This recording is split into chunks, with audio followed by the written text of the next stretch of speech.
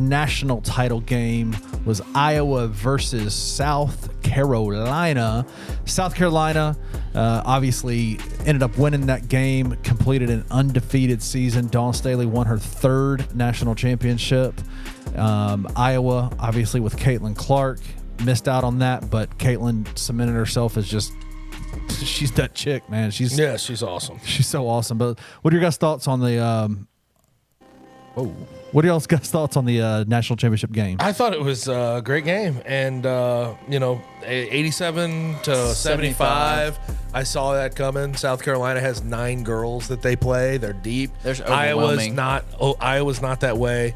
They're bigger. They're deeper. They're a better team, and the Iowa got out rebounded like, what was it, 45 to 28 or something. Camila Cardosa had 17 rebounds. And then my favorite stat is, did you see the bench scoring? Yeah. 37 to nothing. Yeah. Yeah, that you can't win ball games. The fact that it was only a 12-point game is honestly kind of insane when you think about it. And it has to do with Caitlin Clark dropping 30 in and 18 in the first quarter. She's phenomenal. But one thing I do want to say, and we'll talk maybe a little bit more about the game. Dawn Staley is one of my favorite coaches in all of sports, not just women's basketball, not just college basketball, not in all of sports. She is classy. She's awesome. It gets, man. She is so classy. She won her third natty. Yep. And last year they got knocked out by that same team, so she was a little overcome with emotion. And she literally spent her time on the podium thanking Caitlin Clark for how much she has lifted up this game, and she just threw a ode to her.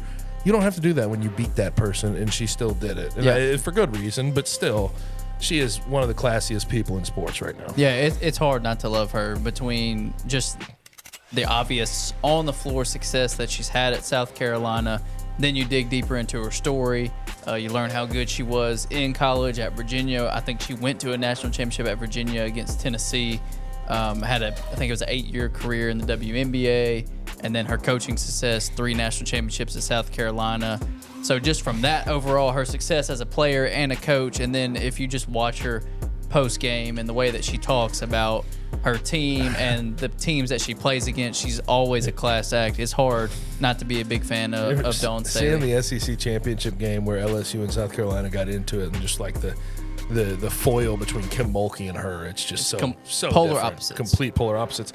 Now, I do want to give a shout out to the women's game, though, because like I found myself over the weekend, and I'll get to the ratings in a second, we're having like real debates and like hot take shows about certain things that happened in the women's tournament. And when the hell has that ever been the case? Yeah.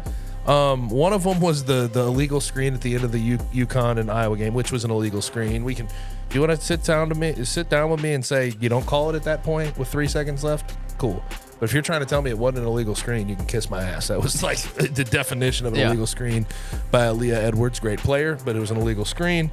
And then there was the other debate, which I just can't get over, is the Caitlin Clark debate of rings. Yeah. When Breanna Stewart and Diana Taurasi, they're kind of like slick hating on her. Diana Taurasi said, well, now you've been playing against 18 to 22-year-olds. Now you're going to have to play against real women. It's like, what? Okay. All right, whatever. She set the scoring record in women's college basketball. She set the 3-point record. She set the assist record. Whatever. Right. But Breanna Stewart said, oh, if you want to be one of the GOATs of college basketball, you have to win a ring. Really? Breanna, you went to UConn. UConn, right. Seriously, be quiet. Yeah. Like, you didn't go to Iowa. Right. You were playing next to 4 other WNBA players. Right. So like I just I despise that, but this is the great part about it. It's a double-edged sword, because it was almost like LeBron James level style hate, right? Like where you can only pick apart certain things, so people point to his finals record. Right. It's like, well, how many finals has he been to? He's won 4 of them still, but how many has he been to? You're picking apart how many finals he's been to and lost. Yeah.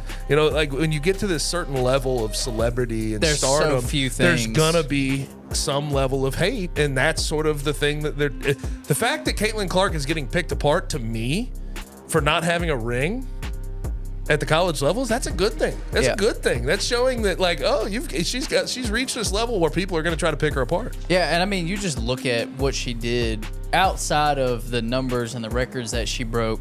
Like, she took this Iowa team to back-to-back national championships against LSU and South Carolina, who were just markedly much better teams. And no, she couldn't on her own lift her team to defeat these two powerhouse teams in the national championship. She did kind of slay the dragon of beating LSU this year in the Final Four or Elite Eight. But overall, just like for her to be able to take that team, who has some solid players, but nothing even close to the level of LSU and South Carolina, to back-to-back national championships. No, she didn't win one, but even the fact that they were there shows you how good she was. And on top of even all that, she's been transcendent in women's basketball. What she's done, and I think the two highest rated women's college basketball, three from the Elite Eight on, Final Four, and the national championship. From the Elite Eight on, the games that Caitlin Clark was a part of were number one. She broke her record each time. Yeah. So LSU 12.3 million was the record. 14.2 million against UConn, then beat that record. 18.7 million versus South Carolina at 2 p.m. on a Sunday afternoon. The peak was 24 million. Not only is that the record for women's college basketball, that's the record for any women's sporting event ever on national TV. Yeah, that's crazy. It's crazy. That's why Dawn Staley's up there like, thank you. Tip the cat. Thank you. Yeah. Like the mark you've left, I don't care if you have a ring or not, the mark you've left is that of a women's college basketball GOAT. Yeah. Because now, going into the next few years, people are going to ask, okay, what's going on? You know, Caitlin Clark's going to be the WNBA. How does the women's game handle it?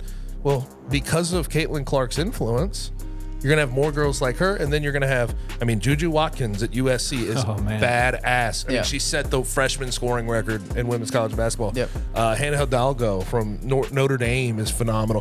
Paige Beckers still has one more year that she's going to spend. So, the mark is there, and I don't think that women's college basketball, it may take a dip next year, but it's not going to be as dramatic as people think because Caitlin Clark's out of the game. Yeah. And maybe she lifts up the WNBA. That's yet to be seen, though.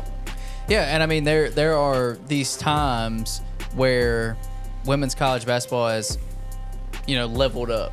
And just like off the top of my head, like Candace Parker was huge for both the collegiate game and the WNBA. And then Sabrina Ionescu at Oregon lifted up the game and is continuing to lift up the game in the WNBA. This was dramatic, and so it just keeps increasing. And then Caitlin Clark has blown the roof off it to heights that it's never been before. Yeah. And it's like, who's going to be next? Because you would imagine. Because I still think it's in good hands. Yeah, I still think it's in great hands. It's going to be Juju. I think it's Juju Watkins. I really do. I think she's ridiculous. She's so good. If they keep that rule in place where women have to stay in college for 4 years, she might break the record, man. What blows me away about her is she's 6'1" too, doing what she's doing. Yeah. Like she's kind of an alien in the women's game, and like somebody made this, like the men's comparison for her would be Carmelo Anthony. I'm like, that's pretty damn good. It's fair. It's pretty freaking good. Although she might get her teammates more involved. Yeah. by the time she gets to be a senior at USC. Yeah, but it is really cool to see. And we talked about it on your show last week. This is the last thing I'll say on it, and then we can move on to our next topic. But usually, even around this time of year when the women's tournament was going on, you just didn't hear about it publicly. No. We talked about it last week after the Elite Eight game, after the LSU and Iowa game. Like the last week and a half, 2 weeks, if you go on social media, these accounts, ESPN, Bleacher Report, all these accounts that cover sports, I've seen more in the past 2 weeks than I've seen in pretty much shut up about in my life on women's basketball in the public eye. They love it. It is cool.